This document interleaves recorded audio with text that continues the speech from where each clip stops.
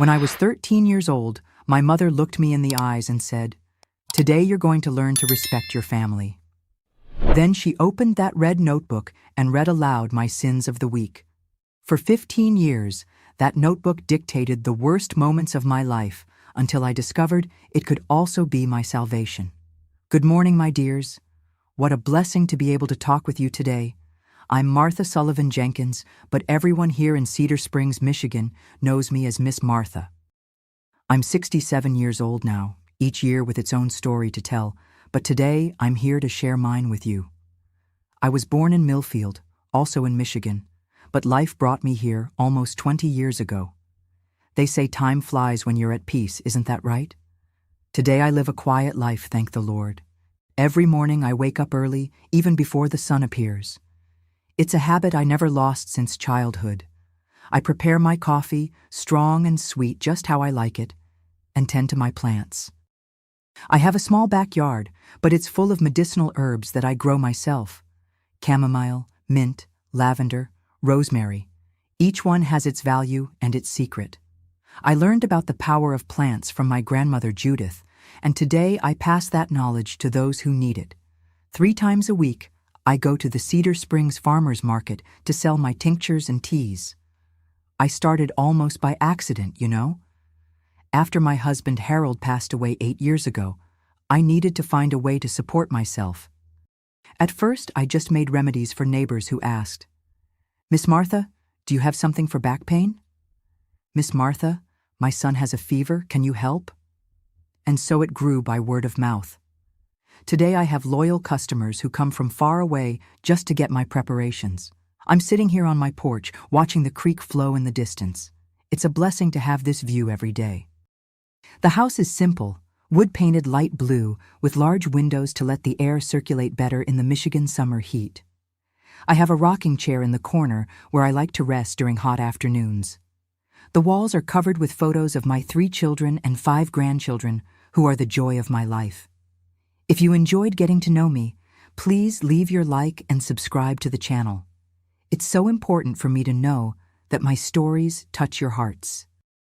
And you, my dears who are watching me now, tell me in the comments which little town you're watching from and what time of day you found this video.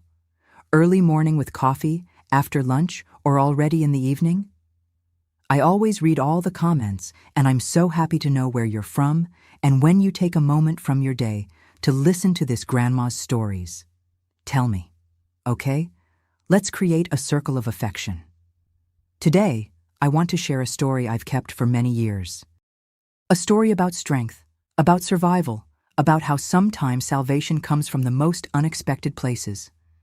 You know, in my childhood we didn't have much, but we had a roof, food on the table, and at least in the beginning, I thought we had love. But there are things you only understand when you grow up, right? There are wounds that take time to heal, and some that we carry forever. In my house in Millfield, where I spent my childhood, there was an object that changed my life forever. A simple notebook. Seems like nothing, right? But that hardcover red notebook, with pages yellowed by time, was like a silent judge of my life. And look, for a long time I thought that notebook was my sentence. Only much later did I understand it could also be my liberation. But for you to understand all this, I need to go back to the very beginning. Back to the girl I was, growing up by the riverside with bare feet on the damp earth and a heart full of dreams that seemed as distant as the stars I saw every night before sleeping. That girl who didn't understand why the sky inside the house was always so heavy, so different from the open and free sky outside. I remember my childhood home as if it were yesterday. It was small, wooden too, but much simpler than where I live now. It was a bit removed from downtown Millfield, in an area where houses were scattered and everyone knew everyone, or at least thought they did, because behind closed doors, many families kept secrets no one could imagine.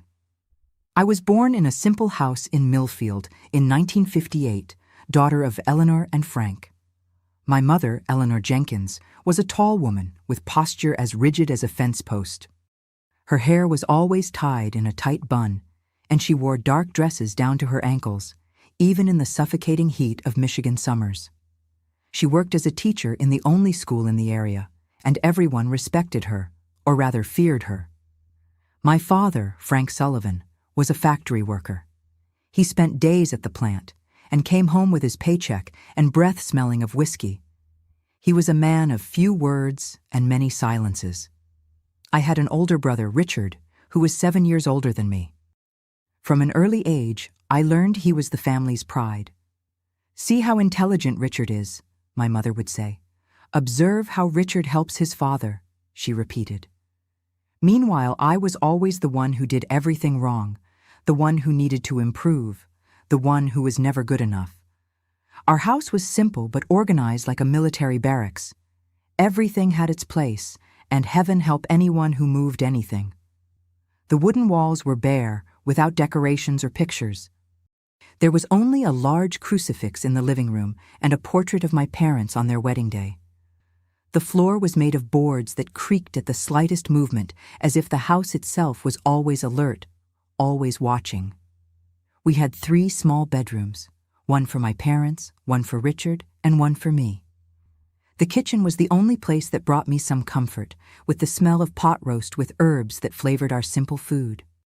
As a child, my routine was governed by the school bell and household chores. I woke before sunrise, helped light the wood stove, and prepared breakfast. Then I went to school where my mother taught. It was strange having your own mother as a teacher. At home, she criticized me for anything. At school, she pretended I didn't exist. Sometimes that was a relief. After school, I returned home and started my chores, washing clothes in the creek, cleaning the house, preparing dinner. Meanwhile, Richard could play with the other boys or help father when he was home. "Boys need to learn to work outside," my mother would say. "Girls need to learn to take care of the house." In the rare hours of free time, I liked to hide near the big oak tree in our backyard. There I played with my few rag dolls made by Mrs. Johnson, our neighbor who felt sorry for me. "Child, you need something to play with," she would say, contradicting my mother, who thought play was a waste of time. My best friend was Susan, daughter of Mr. Thompson, the general store owner. She was the same age as me, and we met at school and sometimes secretly by the creek. Together we invented stories, dreamed of distant places, laughed about secrets only girls understand. With Susan, I could be a real child, even if for a short time. During the 4th of July celebrations in Millfield, smaller than in the big cities but still important to us, the town came alive. The colors of the American flags and decorations filled the streets, and for a few days, even my house seemed less somber. My father always enjoyed the parade, and on these rare days, he smiled. It was as if for a moment we were a normal family, but there were signs from early on that something wasn't right in our home. I remember being about 8 when I noticed how my mother observed everything I did with hawk eyes. It wasn't a look of concern or care. It was a look of someone seeking flaws, expecting mistakes. It was around this time that I first saw the notebook. It was a late Sunday afternoon. Rain was hitting the roof hard, making that sound that normally calmed me. I was finishing washing the lunch dishes when I broke one of the few china plates we had, an inheritance from my paternal grandmother. The sound of the plate shattering on the floor was followed by a terrifying silence. I saw my mother rise from her rocking chair, where she was reading the Bible, go to the bedroom and return with a red notebook in her hands. She sat at the kitchen table, opened the notebook with almost religious care, and began to write, the pencil point piercing the paper with the force of her anger. "What are you writing, Mom?" I asked with a trembling voice. "I'm noting your faults, Martha," she replied, without raising her eyes. "God sees everything, but I help him remember." That night, I was sent to bed without dinner, the punishment for the broken plate. But something told me that the notation in the red notebook meant more than just a record. It was a promise of something worse to come. That's how my childhood was in Millfield, between the fear inside the house and the rare moments of joy outside it. I still didn't fully understand what was happening in our family. Children have that gift, don't they? To normalize the absurd, to accept as natural what is, in fact, deeply wrong. Only later did I understand that the red notebook was much more than a simple object. It was the beginning of a nightmare that would last for years. The real nightmare began when I turned 13 in 1971. I remember that day with a clarity that haunts me to this day. It was a Saturday and my mother had baked an apple pie. Not as a celebration, but because the pastor would visit us on Sunday. By that time, I was already changing, my body transforming from girl to young woman, something that left me confused and embarrassed. During dinner, my father looked at me differently, a look that made my stomach turn. Richard, then 20, had just returned from Detroit, where he had started working at an automobile factory. He had that air of someone who knew the world, who knew things that we, stuck in Millfield, couldn't even imagine. "Martha is becoming a young lady, isn't she?" commented my father as he cut a piece of pot roast. My mother placed her fork on the plate with a dry clink. "She's at the age to learn greater responsibilities," she replied in that voice that didn't allow contradiction. That same night, while I was washing dishes, I dropped a water glass. It wasn't a big deal, just water on the floor. But for my mother, it was more proof of my incompetence. I saw when she went to the bedroom and returned with the red notebook. She sat at the kitchen table, opened to a new page, and began to write. This time, however, she read aloud as she wrote. "Martha, 13 years old, clumsy, broke a glass, wasted clean water, doesn't pay attention to what she's doing, needs to learn to be more careful." And then, looking at my father and brother watching from the living room, she added, "Next Saturday, we'll resolve this." That week passed as if each day was made of lead. I tried to be perfect, to make no mistakes, but it seemed that the more I tried, the more flaws my mother found. On Friday, I saw when she sat with the open notebook on the porch and showed it to my father and Richard. They talked in low voices and occasionally looked at me. My heart was beating so hard I thought it would jump out of my mouth. On Saturday, after dinner, my mother called me to the living room. My father sat in the only armchair, Richard on the old sofa, and my mother standing like a judge ready to pass sentence. The red notebook was open on the table. "Martha," my mother began, "a young lady who doesn't learn to respect the rules of the house will never be a good woman. This week you failed in your obligations 7 times. And then she read each fault she had noted. The broken glass, a shirt poorly ironed, a roast I overcooked, a response given in a tone considered disrespectful, a delay in fetching water from the well, an incomplete homework assignment, and the worst of all, having been seen talking to Mr. O'Brien's son, who had a reputation as a flirt. For each of these faults, continued my mother, you will receive a punishment. Your father and your brother will ensure you learn the lesson." My father rose from the armchair. "Let's go to her room," he said, in a tone I had never heard before. Richard smiled in a way that made my blood freeze, and my mother, my own mother, just nodded and followed behind them, with the red notebook in her hands, as if it were a perverse Bible. What happened in that room?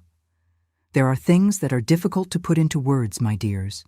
There are pains that, even after so many years, still burn in one's soul.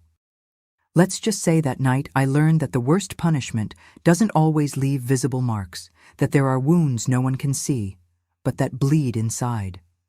When it was all over, my mother closed the red notebook with a snap that echoed in the silence of the room. "I hope you've learned," she said. "Next week we'll see if you've improved." And so began a cycle that would last for years. Each week, the notations in the notebook. Each Saturday, the punishments. My mother always present, ensuring that each fault was duly punished. Sometimes she herself suggested how the punishment should be applied. Other times she just observed like someone watching an important lesson being taught. I tried everything to escape that cycle. I strove to be perfect, to make no mistakes. But there was always something.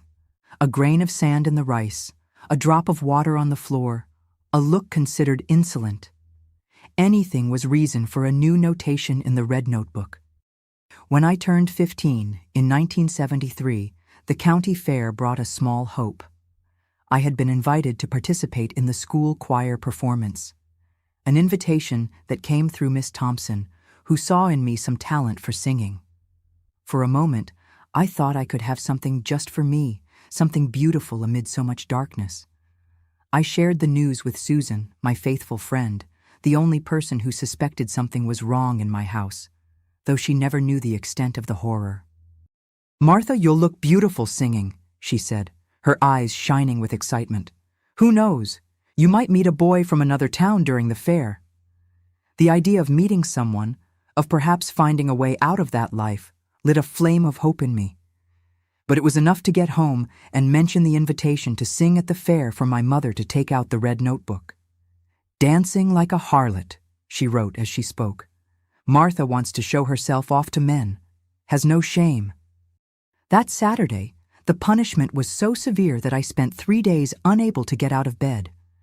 The excuse for the neighbors and for school was that I had fallen down the stairs, and the invitation to sing at the fair was refused with the justification that I was a family girl. At 16, I tried to kill myself for the first time. It was after a particularly brutal Saturday. I took a handful of pills I found in the kitchen cabinet. I just wanted to sleep and never wake up, to escape the nightmare my life had become. But my mother found me convulsing on the bathroom floor and called Mrs. Peterson, the midwife who also cared for the sick in the absence of doctors. I survived, but that attempt only increased my suffering. In the red notebook, my mother wrote, "Martha tried to take her own life, mortal sin, in gratitude to God and to the family that gives her roof and food." The punishment that time was to watch while they burned all my few possessions. The rag dolls from Mrs. Johnson, a diary where I wrote sad poems, a scarf that Susan had given me as a gift. Everything turned to ashes in a fire in the backyard, while I cried without tears, as if my soul was also being burned. At 17, I thought about running away. I even planned everything with Susan, who was now dating a boy from Detroit and talked about moving there. She offered me shelter, said I could go with her, start over far from that house of horrors. For weeks, I saved every penny I could, hiding it under a loose board in my room. I dreamed of freedom every night, imagining what it would be like to breathe without fear. But 3 days before the date we had set to leave, my mother found the money. That night I saw the red notebook being opened to a new page. Martha plans to run away. Theft of money from the house, conspiracy with outsiders, betrayal of the family. What followed was the worst punishment yet. After it, I couldn't walk properly for 2 weeks. Susan left without me, promising to come back for me, but I never saw her again. I learned years later that she died in a car accident on the interstate, taking with her my last hope of escape. At 18, in 1976, something changed inside me. It wasn't sudden, like lightning illuminating the dark sky. It was more like a candle being slowly lit in a dark room. I realized that if I stayed there, I would end up dying, either by my own hand or by the cruelty of those who should protect me. The red notebook continued to be the instrument of my torture. Each week, new notations. Each Saturday, new horrors. But now I observed, noted where my mother kept it, studied her habits, her schedules. I began to understand that the notebook that for so long had been my sentence could perhaps be my salvation. And it was during this period, when I no longer had tears to cry, that I began to plan not just my escape, but something I had never dared to imagine before. My revenge. Not a revenge of blood or violence, I would never be like them, but a revenge of justice, a chance to finally break the chains that bound me to that house, those people, that life of pain. The years between my 18th and 20th birthdays were the darkest of my life. The red notebook continued to dictate my existence week after week, Saturday after Saturday, but something inside me had changed. While on the outside I seemed the same submissive and quiet Martha, inside a storm was forming. My body carried the invisible marks of those years of suffering. At night, even in the rare moments when I was alone and safe in my room, I couldn't sleep. I closed my eyes and saw the red notebook. I heard my mother's voice reading each fault. I felt my father's and brother's hands. Sleep, when it came, was populated by nightmares so real that I woke up screaming, covered in cold sweat. I began having panic attacks. The first happened at the general store while I was buying flour for dinner. Suddenly, without warning, my heart raced. My hands began to shake, and I felt as if all the air had been sucked from my lungs. I fell to my knees right there, between the grocery aisles, breathless and certain I was dying. It was Mr. Thompson, the store owner, who helped me up and took me to the shade of a maple tree. "Breathe slowly, girl," he said, with a kindness I rarely experienced at home. "This will pass. It's just a fright the body takes sometimes." Those attacks became frequent. It was enough to hear a louder noise, see someone who resembled my father or brother, or simply think about the approaching Saturday for my body to collapse. I lived in a constant state of alert, like a cornered animal waiting for the next blow. My stomach also began to rebel. I couldn't eat properly anymore. Food seemed gray in my mouth, tasteless, and I often vomited after meals. I lost so much weight that my ribs showed under my skin, and my hair, once thick and shiny, began to fall out in clumps. At school, where I had once been a good student despite everything, my performance plummeted. I couldn't concentrate in class. The words in the books danced before my eyes without making sense. Miss Wallace, who had replaced my mother when she retired, called me after class one day. "Martha, what's happening? You were one of the best students, and now you can barely answer the simplest questions." I wanted to tell her. I wanted to open my heart and reveal the hell I lived in at home, show the marks no one could see, shout the truth that was stuck in my throat like a thorn. But the words didn't come out. Instead, I mumbled an excuse about not feeling well and promised to try harder. That night, when I returned home, my mother was waiting for me with the red notebook open. "Miss Wallace sought me out," she said, pencil already in hand. "She said you're neglecting your studies, that you're distracted and rebellious in class." Another notation. Another Saturday of horror ahead. It was during this time that I began to hurt myself. Small cuts on my thighs, where no one could see. The physical pain, in some strange way, relieved a bit of the soul's pain. It was as if, for a moment, I could transfer all that internal suffering to something tangible, something I could see and touch, something I could control, unlike everything else in my life. One day, Mrs. Johnson caught me doing this. She had come to bring fresh eggs and found me in the backyard, sitting under the oak tree, with a needle in hand and small drops of blood on my legs. "My child, what is this?" she asked, horrified. I couldn't answer. The tears I thought had dried up long ago returned, and violent sobs shook my fragile body. Mrs. Johnson sat beside me, and without saying anything more, hugged me. It was the first gentle contact I had received in years, and something inside me broke. "There's something wrong in that house," whispered Mrs. Johnson, more to herself than to me. "I always knew there was something strange in the way they treat you." But even Mrs. Johnson, with all her kindness, couldn't imagine the extent of the horror.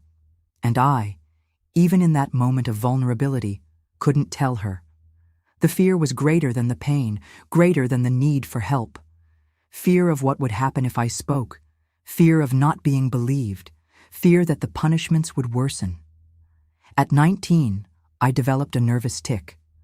My right eye blinked uncontrollably when I was anxious, which meant almost all the time. My mother saw this as yet another defect to be noted in the red notebook. "Martha can't even control her own body," she wrote. "She's going crazy like her grandmother." I had never known my maternal grandmother, Judith. I learned later that she had been admitted to a psychiatric hospital in Detroit, where she died alone. Perhaps she too had her own red notebooks, her own demons pursuing her. The isolation made everything worse. After Susan left, I had no true friends. At school, the other young women avoided me. I was strange, too thin, too quiet, with deep, dark circles and that tick in my eye. The boys sometimes made cruel comments when I passed by. "There goes crazy Martha," they would say, laughing.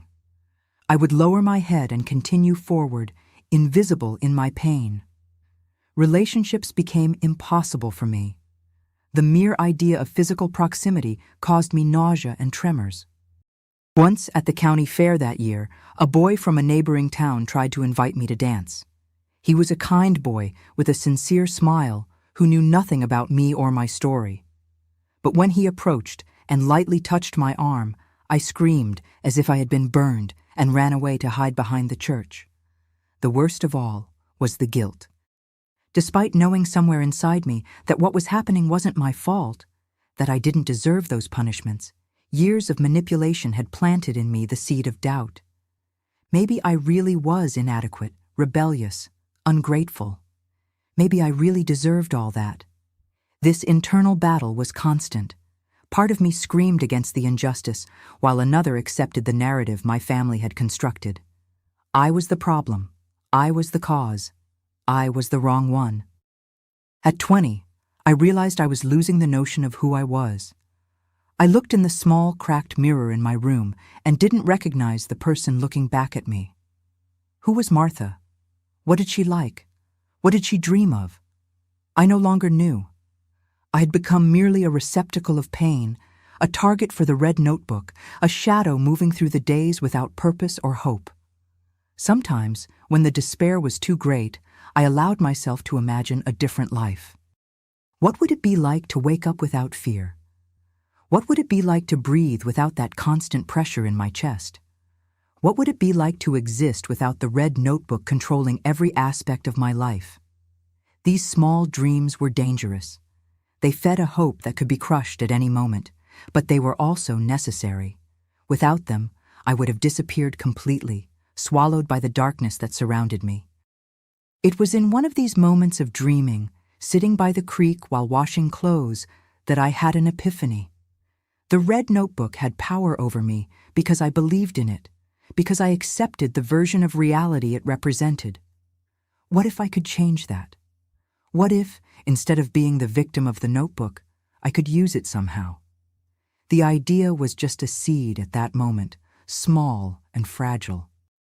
But like all well-planted seeds, it began to grow in the fertile soil of my desperation, and with it came a new emotion I hadn't felt in a long time: determination. I was still broken inside. I still had nightmares, panic attacks, nervous tics, and all the other signs of the deep trauma I lived with. But now, there was also something new being born among the cracks of my wounded soul. Something that, as improbable as it seemed at that moment, could one day lead me to freedom. It was in January 1979, a few months after turning 21, that my life changed forever. I remember the exact date, January 15th, Martin Luther King Jr. Day. In Millfield, it was customary on this day to have a small service at church in the morning and then a community gathering in the church square. Even in the most austere houses like ours, it was a day when the rules were relaxed a bit. My mother, always devoted to appearances, made us participate in the service. Dressed in our best clothes, me in a faded blue dress that had been adjusted so many times it hardly looked the same, we walked on Millfield's dirt roads, following the pastor. My father and Richard, now 28, followed a few steps behind us, talking in low voices. After the service, to my surprise, my mother announced that she needed to visit Mrs. Carpenter, an elderly lady who had been her colleague at school and who had been bedridden for months. Even more surprising was when she said, "Martha, you'll stay home. I need you to prepare lunch for when we return." It was rare, very rare indeed, that they would leave me alone in the house. Normally, either I accompanied them or I remained under the surveillance of at least one of them. I tried not to show any reaction, just nodded obediently. But inside, my heart raced with a mixture of fear and hope. As soon as the door closed behind them, I stood paralyzed for a few minutes, not believing the opportunity that had arisen. Then, as if something propelled me, I ran to my parents' bedroom. I knew exactly where to look. The red notebook was kept in a small wooden box at the bottom of the wardrobe, along with important documents and the few pieces of jewelry my mother owned. With trembling hands, I took the box and opened it. There it was, the instrument of my torture for so many years. I hesitated for a moment. Touching that notebook seemed dangerous, like touching something cursed, but determination was stronger than fear. I took it and ran to my room. Sitting on the bed, I opened the red notebook for the first time. The pages were yellowed by time, covered with my mother's small and precise handwriting. Date after date, fault after fault, punishment after punishment. A meticulous documentation of years of abuse written by the hand of the woman who should have protected me. Everything was there, from small incidents like a broken plate to the most serious accusations like immoral behavior or deliberate provocation. And beside each fault, a brief but clear description of the punishment applied, not in explicit terms, but detailed enough that anyone who read would understand the monstrosity of what had happened in that house.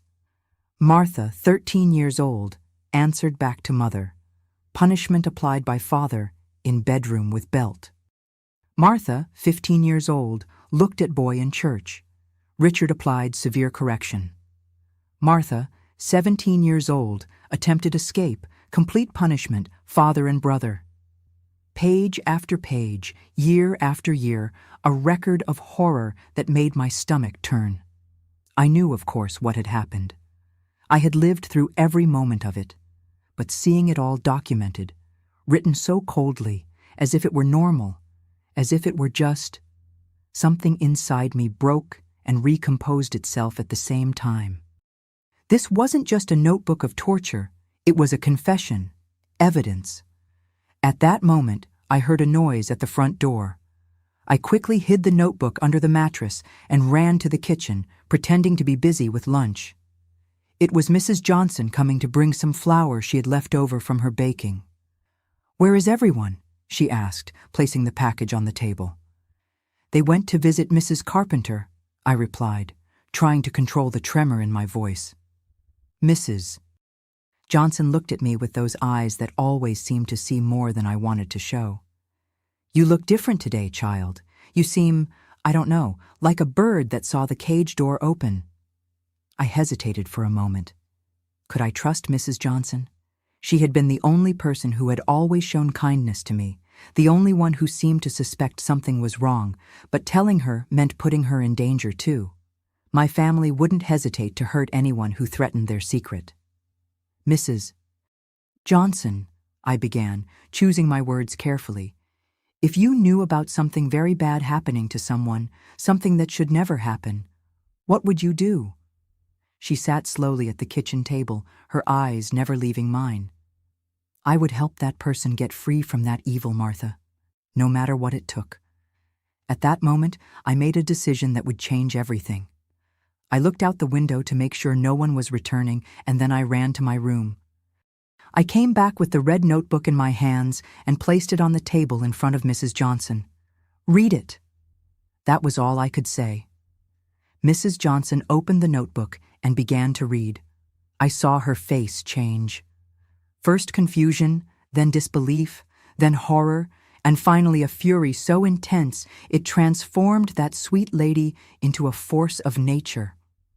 "My God in heaven," she whispered, closing the notebook with trembling hands.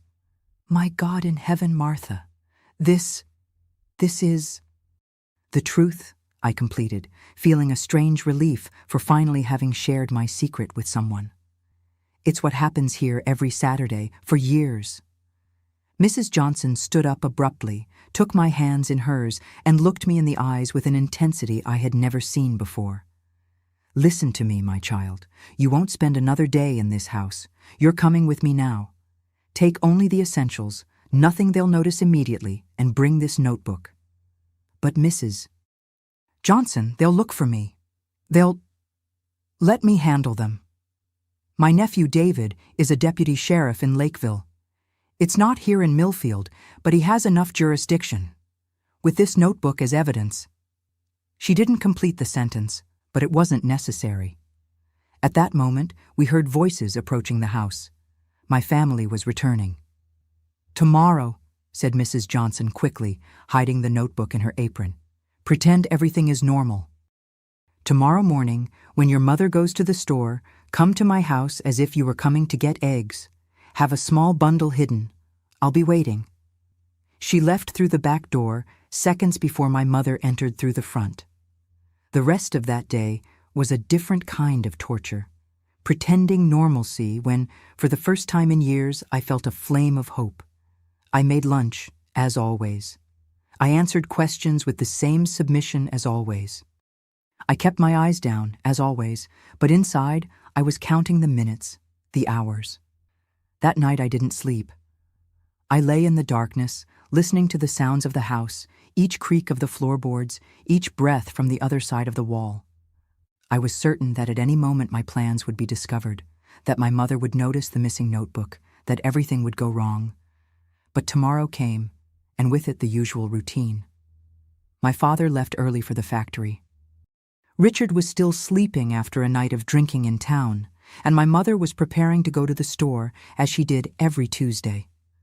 "I'll be back before lunch," she said, adjusting the scarf on her head, "and see that you don't burn the roast today."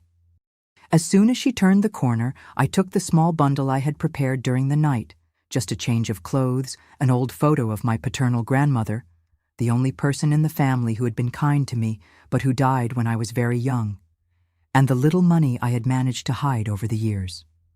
I left through the back door and walked quickly to Mrs. Johnson's house, being careful not to be seen by neighbors. My heart was beating so hard I thought I might faint before getting there. Mrs. Johnson was waiting as promised, but she wasn't alone. Beside her stood a tall man with a serious appearance, wearing a uniform I immediately recognized. A sheriff's deputy.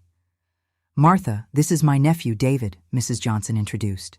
"He read the notebook and came from Lakeville as soon as he knew." David looked at me with a mixture of compassion and professional determination. "Miss Sullivan, what is documented in this notebook is one of the worst cases I've ever seen. Your courage in bringing it to light is admirable." I didn't feel brave. I felt small, scared, uncertain. But there was something in David's firm tone, in Mrs. Johnson's comforting presence, that gave me strength to continue. "What happens now?" I asked, my voice almost a whisper. "Now," said David, "we get you out of here. Mrs. Johnson has arranged a place on a bus that leaves for Detroit this afternoon. You'll stay with her cousin Margaret until we resolve the legal situation. After that, you'll be free to start a new life wherever you want." Free? The word sounded strange, almost incomprehensible. How can someone who has lived in a cage all their life understand what it means to fly? "And what about them, my family?" I asked, a part of me still trapped in the fear, the guilt they had taught me to feel. "They will answer for their crimes," said David, his voice now hard as stone. "The notebook is sufficient evidence to start a process, and once we begin to investigate, I'm sure we'll find more proof, perhaps even other victims." Other victims? I had never thought of that before, but it made sense. If they were capable of doing what they did to me, their own daughter and sister, what else might they be capable of? That afternoon, with just the clothes on my back and my small bundle, I boarded a bus bound for Detroit. Mrs. Johnson hugged me tightly before I got on board. "You deserve a good life, my child," she said, tears running down her wrinkled face. "A life of love, not fear. Go and don't look back."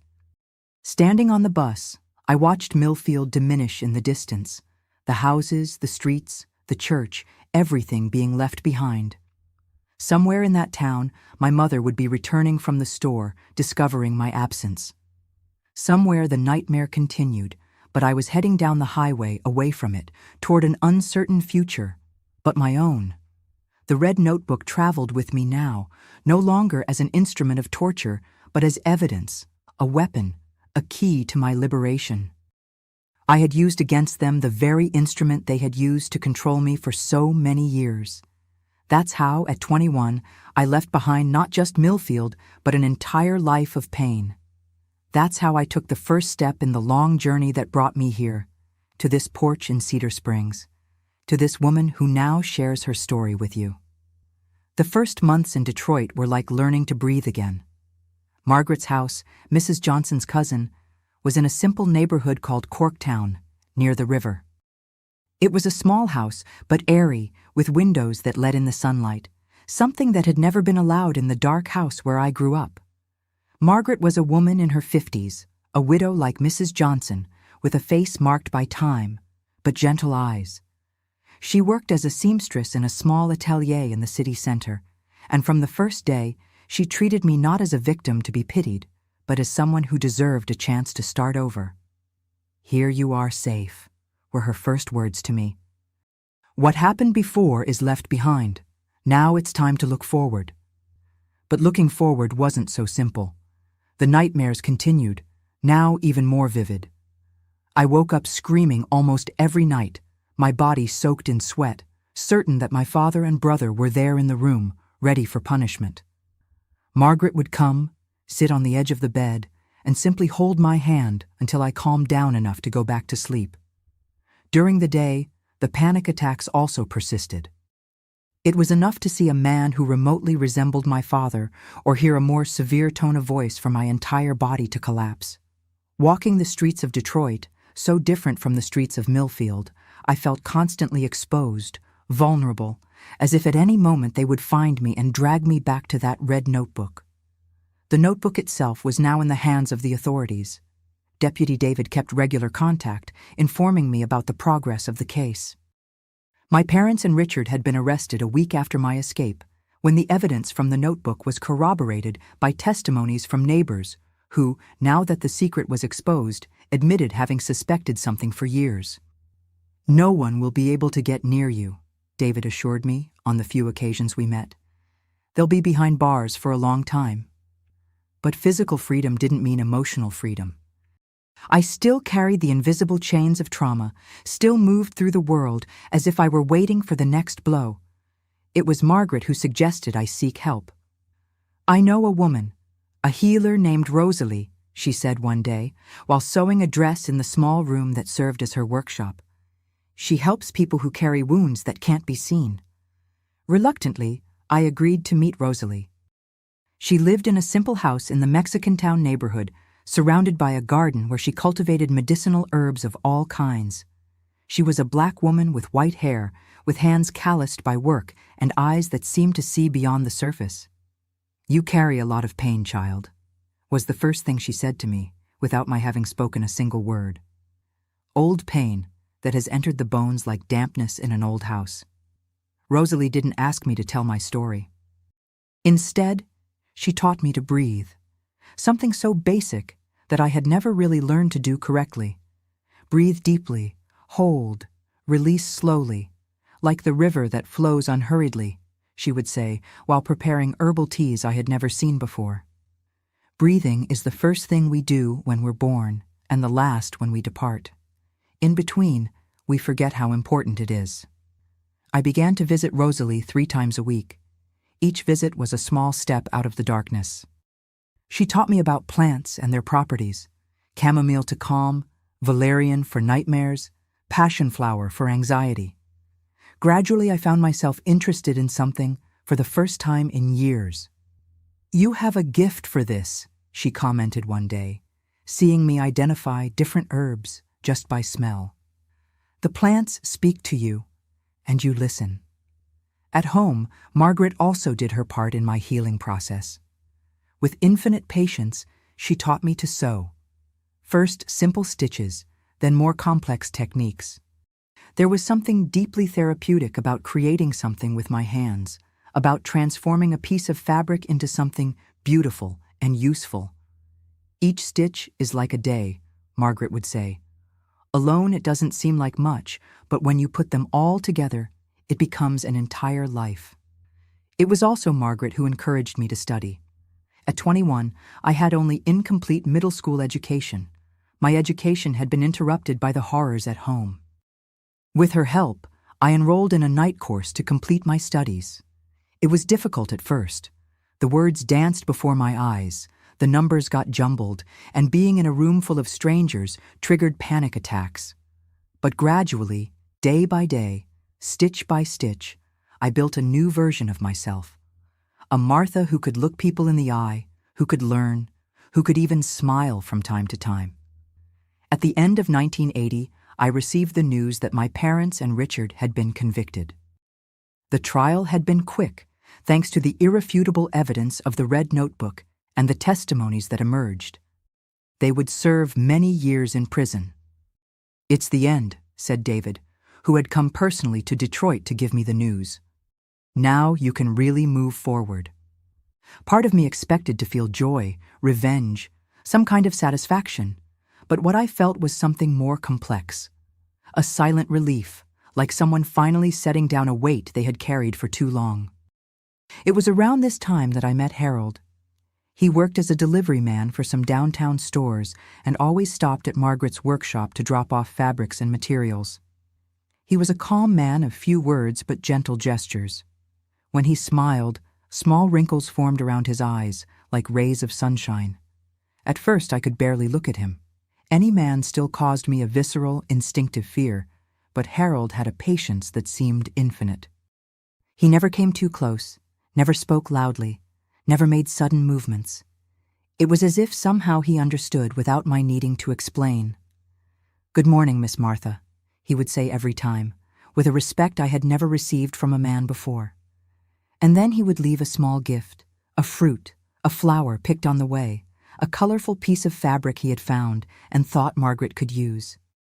It was months of good morning and small gifts before I could really talk to him, and more months still until I agreed to walk with him to Eastern Market, always accompanied by Margaret, of course. Harold was 25, 5 years older than me, and was from a small town near Grand Rapids. He had come to Detroit seeking work after his father died, leaving his mother and 3 younger sisters for him to support. He sent almost his entire salary to them, keeping just enough for his rented room and simple food. "One day, I want to have my own business," he told me during one of our walks. "A small store, maybe something I can leave for my family." Family. The word still caused a tightness in my chest, memories I preferred to forget. But the way Harold talked about family, with affection, with responsibility, with love, was so different from what I had known that it almost seemed like a completely different concept. In 1982, 2 years after we met, Harold asked me to marry him. It was a simple proposal, without grand gestures, just his sincere words and a small silver ring he had saved months to buy. "I know you carry pains that may never completely heal," he said, holding my hands with a delicacy that still moved me. "I don't promise to take away these pains, but I promise never, ever to add any more." I married Harold in a small ceremony in Margaret's backyard. Only she, Rosalie, some friends from the workshop, and 2 of Harold's friends were present. There was nothing grandiose or luxurious, but there was something I had never experienced before: peace. Our first home was a small rented room in the same neighborhood as Margaret. Harold continued as a delivery man, and I began to work with Rosalie, helping to prepare her natural remedies and learning more and more about the healing power of plants. In the beginning, the intimacy of marriage was an immense challenge for me. Harold knew about my past, not all the details, but enough to understand my fears. With a patience that seemed to come from another world, he waited until I was ready, never demanding, never forcing. "We have all the time in the world," he would say, when I trembled at the slightest touch, when nightmares woke me in the middle of the night, when panic attacks left me paralyzed. In 1983, a year after our marriage, I discovered I was pregnant. The initial fear was overwhelming. How could I, with all my wounds, be a mother? What right did I have to bring a child into the world when I myself was still so broken? "You're not broken," said Rosalie when I shared my fears with her. "You're healing, and this child will grow up seeing your scars transform into strength." My first child, Joseph, was born in February 1984. Holding him in my arms for the first time was like holding a miracle, something so pure, so innocent, so full of possibilities. I swore at that moment that he would never know the kind of pain I knew, that his childhood would be as different from mine as day is from night. In 1986, we had our daughter, Emma, named in honor of the teacher who once tried to give me a chance to sing at the fair. And in 1990, our youngest, Thomas, in honor of the store owner who helped me during my first panic attack in Millfield. With 3 small children, our life was busy, but happy. Harold had managed to save enough money to open a small store as he dreamed. It didn't bring much profit, but it was enough to maintain us. I continued working with Rosalie and gradually began to see some people on my own, preparing home remedies for simple problems, teas for headaches, poultices for injuries, syrups for coughs. Our house now was larger, still in the same neighborhood, but with a small backyard where I cultivated my own medicinal herbs. The children grew up strong and healthy, studied at the local school, and filled the house with laughter and play, sounds I had never heard in the house of my childhood. Not everything was perfect, of course. The traumas of the past still appeared from time to time. There were days when I couldn't get out of bed, consumed by a deep sadness that seemed to have no end. There were nights when the nightmares returned with such force that I woke up screaming, frightening the children. There were moments when an innocent gesture from Harold, raising his hand to adjust a curtain, speaking a little louder to the boys, sent me back to that room in Millfield, those Saturdays of horror. But unlike before, now I wasn't alone in these moments. I had Harold, who never lost patience, who learned to recognize the signs and knew when to give me space or when to simply sit beside me in silence. I had my children who, even without completely understanding what was happening, knew to offer a hug, a drawing, a smile that illuminated the shadows. I had Rosalie, who continued teaching me that healing isn't a destination, but a daily journey. In 1995, we lost Margaret to a cancer that took her in a few months. It was a different pain from anything I had ever felt. Not the horror of abuse, but the clean, honest sadness of losing someone you love. We cried together as a family and also learned that the pain of grief, unlike the pain of trauma, transforms over time into sweet memories, into gratitude for having known someone so special. The years passed, our children growing. Joseph became interested in mechanics and started working in an auto repair shop. Emma, my intelligent girl, dreamed of being a teacher, not like my mother had been, but like that Miss Thompson from Millfield, inspiring and supporting her students. Thomas, the youngest, showed talent for business from an early age, helping his father in the store and already making plans to expand the business. In 2005, Harold received an offer to open a larger store in Cedar Springs. The town was growing, especially with the annual Heritage Festival that attracted tourists from all over Michigan. After much family discussion, we decided to accept. Joseph, already 21, chose to stay in Detroit, where he had his work and his girlfriend. But Emma, at 19, and Thomas, at 15, came with us on this new adventure. And so, at 47, I found myself once again boarding a bus along the highway, leaving behind one life to start another. But this time, unlike that frightened girl of 21 fleeing Millfield, I wasn't alone. I was surrounded by a family I had built with love, carrying not just scars, but also achievements, happy memories, and the certainty that, no matter how difficult life had been, I had found my way to the light. Here in Cedar Springs, where I've lived for almost 20 years, I finally found a place I can call home. Our move in 2005 was a fresh start. I was no longer that frightened young woman fleeing Millfield, nor even the recovering woman from Detroit. At 47, I arrived on this small town in the middle of Michigan as a woman who, despite the scars, had learned to live fully. Harold and I bought this little blue house where I am now, with a view of the creek. In the beginning, it was just a simple structure, but over the years we improved it, painting, adding details that made it ours.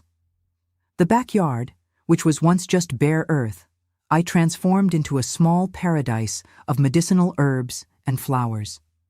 Here, I cultivate chamomile, mint, lavender, rosemary, sage, thyme, plants that nature offers us with such generosity. Harold opened his larger store as he dreamed, near the town center. Jenkins General Store, said the wooden sign he had carved with such pride. He sold a little bit of everything: food, household items, fishing gear, souvenirs for tourists who came for the Heritage Festival. The business prospered, not to the point of making us rich, but enough for us to live with dignity and comfort. Emma, our daughter, completed her studies and became a teacher at the local school here. She has that gift for teaching, that infinite patience with children. She married William, a local musician who plays in the community band, and gave me 2 wonderful grandchildren, Judith, who is now 15, and Oliver, 12. They live a few blocks from here, and almost every day come to visit me after school. Thomas, my youngest, followed in his father's footsteps in commerce. He worked with Harold in the store from the beginning and eventually opened his own craft shop aimed at tourists. He married Leah, a girl from here in Cedar Springs, and I have 3 more grandchildren from them: the twins Grace and David, 10, and little Margaret, only 5. As you can see, I made sure to honor in the new generations those who helped me survive and rebuild my life. Joseph, my firstborn, remained in Detroit for a few years, but in 2010 decided to join us in Cedar Springs. He brought with him his wife Catherine and my first granddaughter Emily, who is now 18 and studying nursing in Grand Rapids. Joseph opened a boat repair shop here in town, an essential service in this region, where the lakes are our main recreation. Life followed its peaceful course until 2017, when Harold fell ill. It was a fulminant cancer, the kind that when you discover it, it's already spread throughout the body.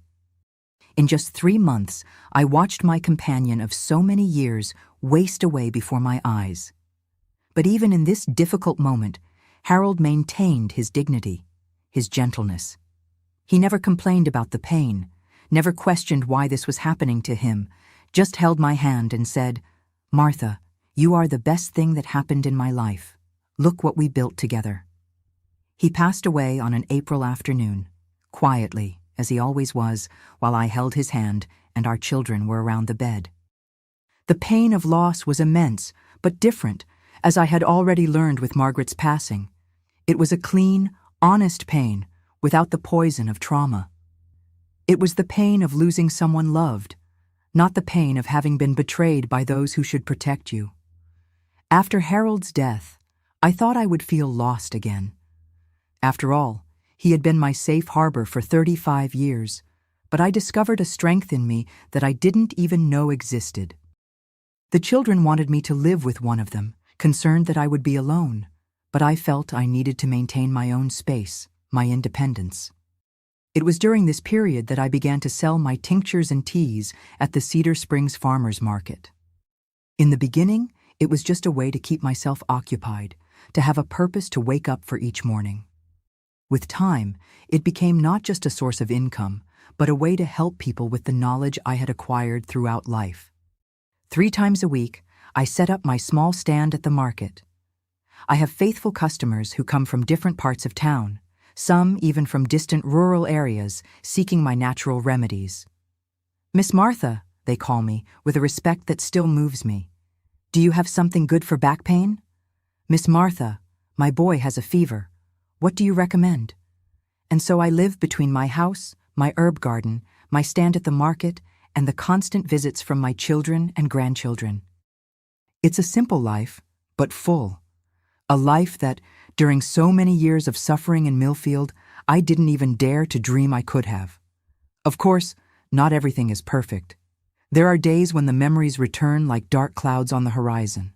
There are nights when I still wake up frightened, my heart racing, feeling the ghost of that red notebook.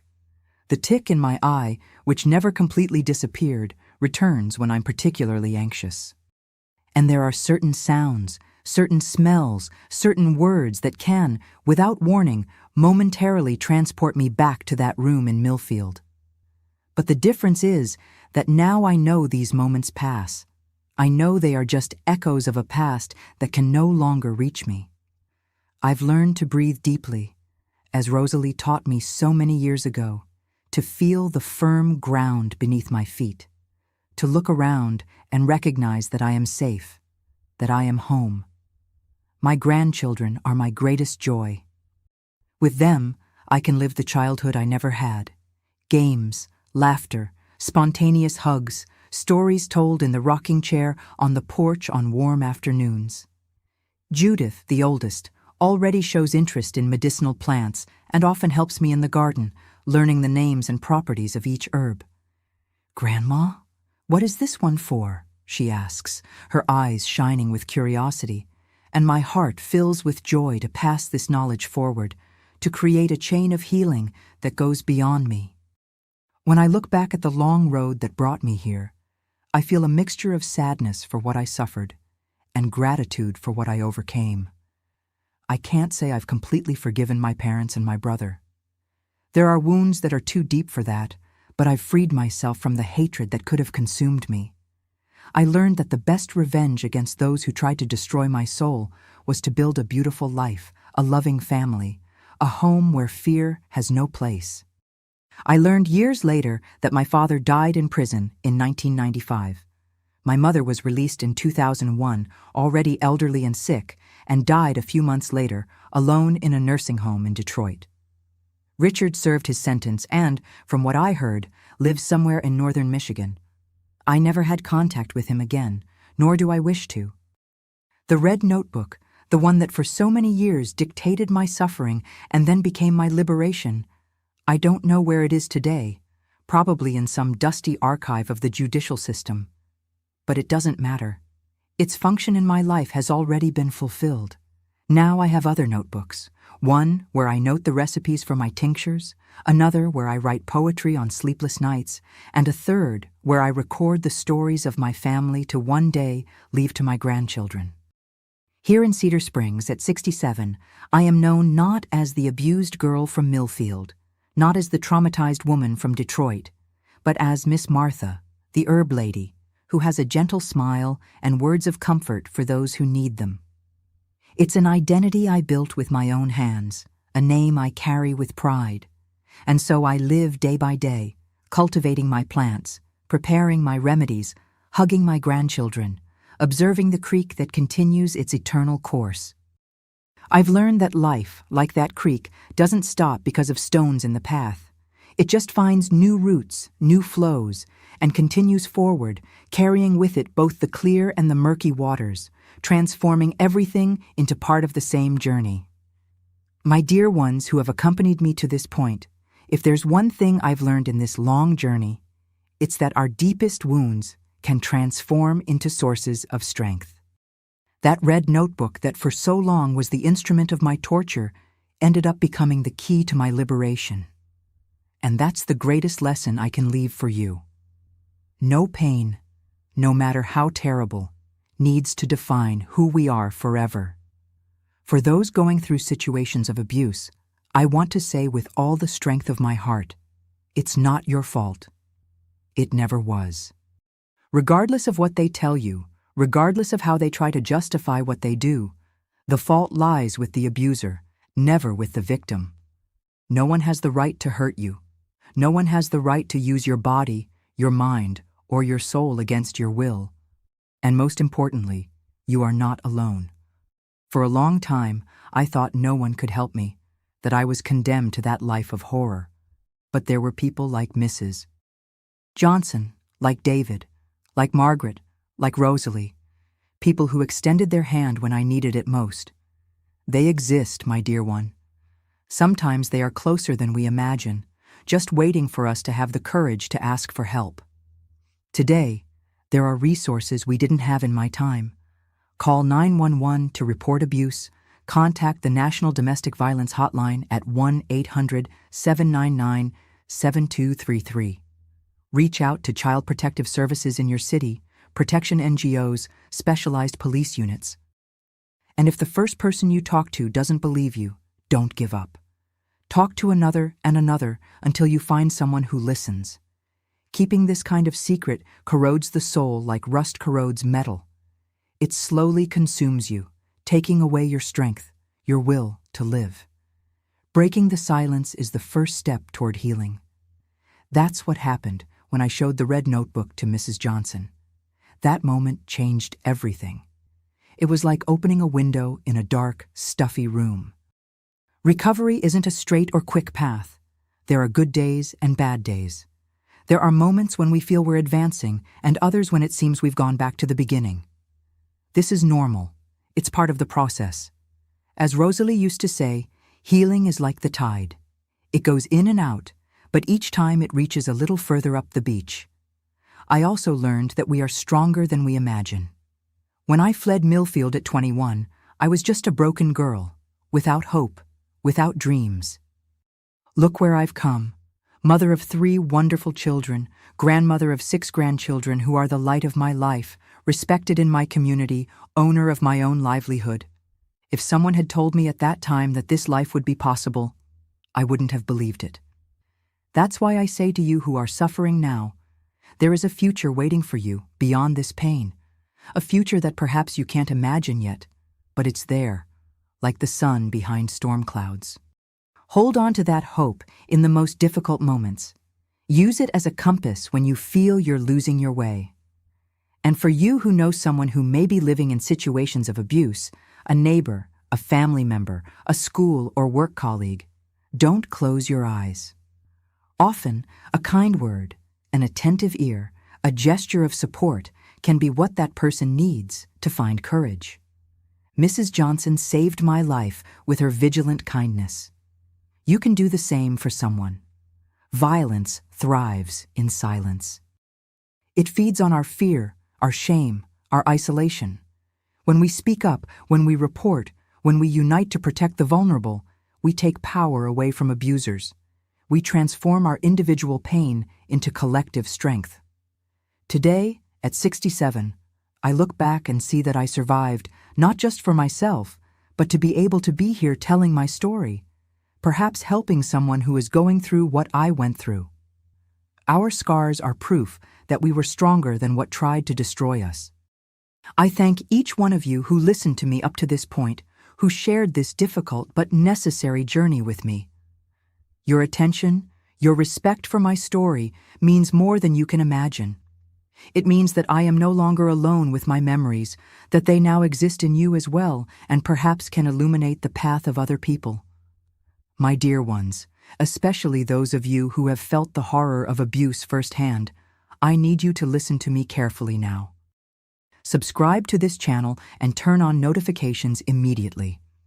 This isn't just any request, it's a request from someone who knows that each shared story can be a lifeline for someone who is drowning in silence. When you subscribe, you're helping these stories reach further, to reach those who need to hear that it's possible to survive and rebuild life after abuse. And do you know someone who lives with their head down, who trembles when a door slams, who seems to have constant fear of their own shadow? Share this video with that person right now. They may be living their own silent hell, just waiting for a sign that they're not alone, that there is a way out. Your share can literally save a life, just as Mrs. Johnson saved mine when she realized something was wrong. And please, leave in the comments, "I believe you and I am here." These simple words may be exactly what someone needs to read today to find the courage to ask for help, to take the first step out of the cycle of abuse. Do it now. Don't wait even one more minute.